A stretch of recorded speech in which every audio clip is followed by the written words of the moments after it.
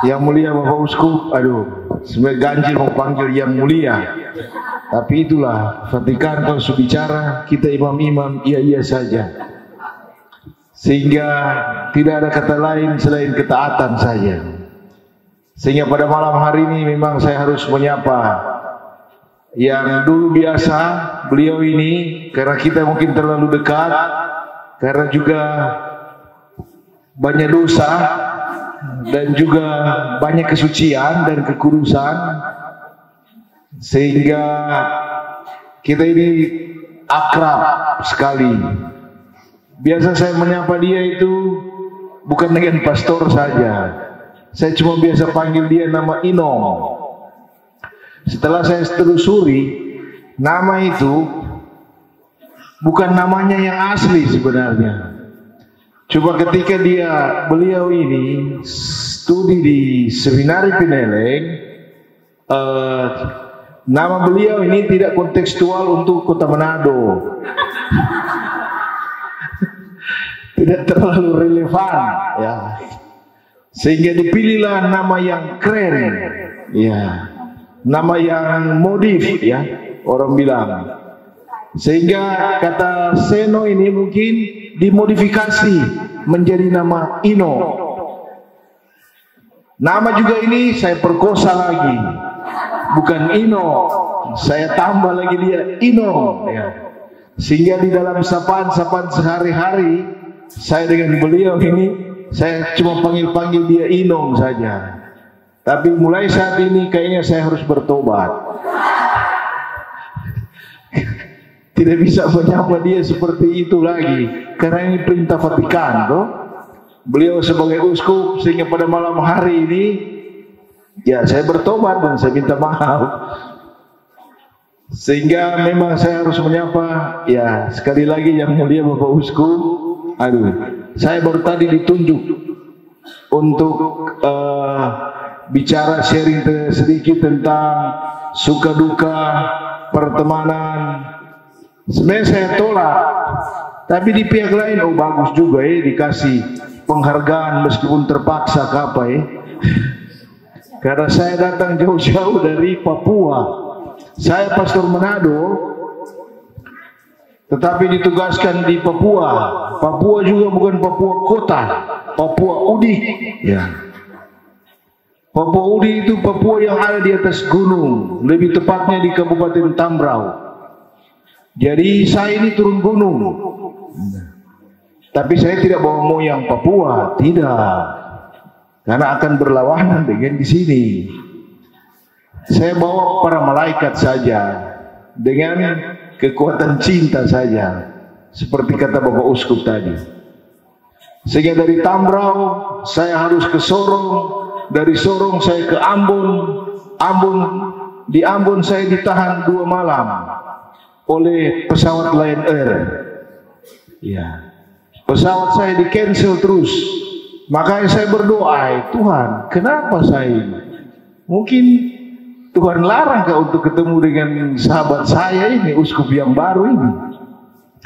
Tapi ketika hari Sabtu, ya, ada kabar yang baik bahwa pesawat Lion Air Wings bisa untuk ke Langgur, ya. Sehingga akhirnya saya bisa tiba lagi di Langgur pada hari Sabtu. Memang waktu yang lalu ketika beliau ini diumumkan sebagai uskup untuk pentabisannya pada hari Sabtu tanggal berapa? Ya, 23. Beliau memang mengirimkan nama-nama khusus yang notabene itu adalah teman angkatan beliau. Ya, salah satu memang nama saya tertera di undangan khusus itu. Cuma saya kasih tahu ke Pastor Tony lewat Pater Yonas, untuk saya tidak bisa hadir di saat pentabisan di Ambon karena itu hari Sabtu. Besoknya hari Minggu itu adalah hari Minggu Kerahiman Ilahi. Saya bilang, aduh kasih tahu saya pengurus besar itu hari Minggu Kerahiman Ilahi dan kita ada novena, jadi saya tidak bisa hadir. Dan saya bilang pasti saya akan hadir di KEI. Mau KEI besarkah, mau kiai kecil kah, pasti saya akan hadir. Dan ternyata memang saya bisa injak di sini. Dan itu juga memang tekad saya untuk hadir. Kenapa? Karena umat paroki saya juga banyak orang kiai, baik kiai besar maupun kiai kecil. Bukan sini juga orang-orang Tanimbar, ya, banyak menyatu dengan umat-umat Papua yang ada di sana. Sehingga ketika ada perayaan di sini, hati saya bilang kayaknya memang ini panggilan Tuhan untuk injak di tanah kiai ini, supaya juga umat saya yang ada di kiai sana, mereka tidak bisa tipu saya, karena saya sudah tahu mereka punya situasi dan kondisi, dan saya bisa berbicara banyak untuk mereka. Dan kalau saya diundang pada malam hari untuk berdiri sini, ya karena pertemanan kita, ya, dengan yang mulia Bapak Uskup ini. Kita memang ketemu tahun 1902, ya. Sebenarnya beliau ini adik saya, ya. Kita angkatan tahun 1990 bersama Agus Arbol ini, sekretarisnya. Jadi Pastor Sekum ini sebenarnya yang mulia Pu Atasan, P senior, ya. Kita sebenarnya satu angkatan bersama dengan almarhum Pastor Nur Mutra, ya. Tapi ya begitulah hidup, selalu ada dinamika, sehingga kita tertahan, belum bisa lanjut masuk Pondok Emmaus tahun rohani, sehingga 1 tahun saya cuti, dan tahun berikutnya baru saya ketemu dengan orang besar ini, yang mulia Bapak Uskup ini. Dari tahun 1992 sampai kita tamat tahun 2000 ya. 2000 ya. 2000 pas ya. Kita tamat 2000 pas. Tapi beliau ditabiskan tahun 2001. Ya. Kalau saya ditahan lagi, ditabiskan tahun 2002. Setelah tabisan imam, saya ditugaskan di Pondok Emmaus. Dan kita ketemu lagi. Kita ketemu lagi ketika kita ke Manila bersama-sama beliau ini. Kita cuci pikiran sedikit, ya, bukan cuci mata di Manila, bukan.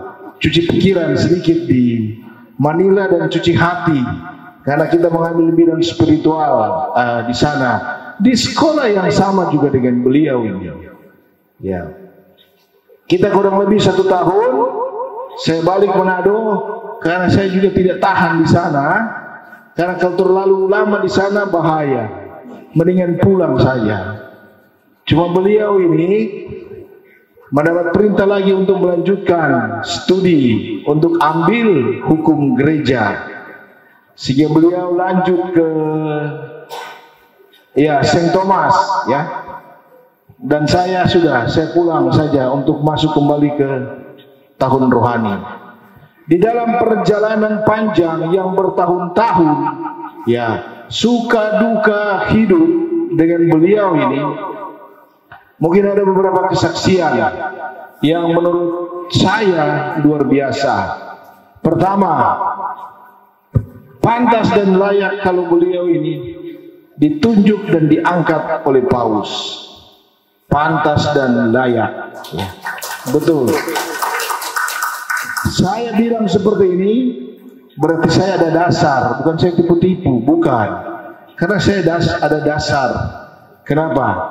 Karena beliau ini orang hebat, ya, orang hebat. Hebat bukan karena intelektualitasnya, tidak. Beliau ini memang pintar, tapi masih ada yang lebih dari itu untuk orang ini, ya, untuk orang ini. Apa itu? Jadi tidak salah kalau dia tulis ini, "Duc in altum", bertolaklah atau pimpinlah atau berlayar, atau pergilah, atau carilah sampai ke in altum, di tempat yang paling dalam. Dan itu yang tadi di dalam teks bacaan pertama, ya, bacaan Injil, ya, ya, itu inspirasi hidupnya, dan memang betul. Nah, kekuatan apa yang selalu beliau pakai untuk bisa bertolak sampai ke tempat yang paling dalam? Nah, ini adalah yang luar biasa bagi saya. Itulah kekuatan cinta. Jadi wajar kalau beliau ini selalu di dalam khotbah selalu dia menggemakan cinta, cinta, cinta, cinta, kasih, kasih, kasih. Karena selama perjalanan pertemanan saya dengan beliau, itulah yang beliau buat selama ini. Baik kita masih dari tingkat 2, tingkat 1, tingkat 2, maupun ketika kita berada di rantau di Filipina sana, kekuatan ini yang selalu beliau bawa. Dan untuk saya, inilah yang membuat beliau ini, sehingga Roh Kudus lewat Paus dan kemudian duta menunjuk beliau ini. Sehingga kalau kesaksian saya untuk beliau ini uskup di milenial, dan uskup yang sebenarnya luar biasa. Tapi luar biasanya itu ada pada kekuatan hatinya. Ya, cinta itu ada di sini, bukan di sini. Bukan. Cinta itu ada di sini, ya. Ubi Caritas et Amor, IBS.